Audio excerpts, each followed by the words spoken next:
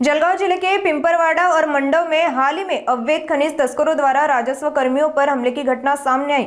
इस हमले के बाद राजस्व कर्मियों में आक्रोश की लहर दौड़ पड़ी। हमले के विरोध में जिला ग्राम राजस्व अधिकारी संघ ने चोपड़ा तहसील कार्यालय के प्रांगण में सांकेतिक धरना और कलम बंद आंदोलन शुरू किया। संघ ने स्पष्ट किया कि हल्लेखोरों पर कठोर कार्रवाई होने तक आंदोलन जारी रहेगा। साथ ही इस आंदोलन से सामान्य किसानों को होने वाली असुविधा के लिए संघ ने खेद व्यक्त किया। अब देखना होगा कि राजस्व कर्मियों पर किए गए हमले को लेकर पुलिस प्रशासन और तहसील अधिकारी की ओर से क्या कार्रवाई की जाएगी।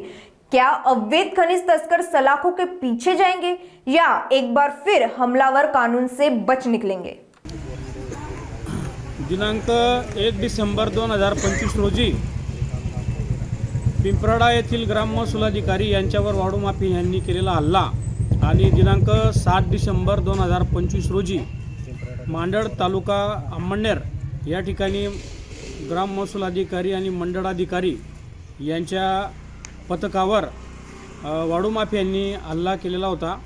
त्या हल्ल्याच्या अनुषंगाने त्या हल्ल्यातील जे आरोपी आहेत त्या आरोपींना अजूनपर्यंत अटक झालेली नाही आहे। या गोष्टीच्या निषेधार्थ म्हणून माननीय जळगाव जिल्हा तलाठी संघाचे अध्यक्ष आणि तलाठी संघ यांच्या निर्देशानुसार आजपासून लाक्षणिक उपोषण आणि लेखनी बंद आंदोलन चोपड़ा तालुका ग्राम महसूल अधिकारी संघ यांनी पुकारलेला आहे।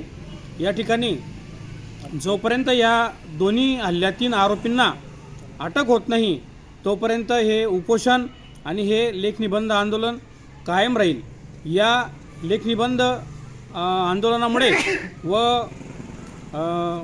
उपोषणामुळे जे काही सर्वसामान्य शेतकरी बांधवांची अडचण निर्माण होणार आहे त्याबद्दल संपूर्ण जळगाव जिल्ह्यातील ग्राम महसूल अधिकारी आणि मंडळाधिकारी दिलगिरी व्यक्त करतो। परंतु ही मागणी अतिशय न्याय आहे आणि आमच्या सर्व ग्राम महसूल अधिकारी आणि तलाठी संघाला सुरक्षिततेसाठी या आरोपींना अटक होणे आवश्यक आहे।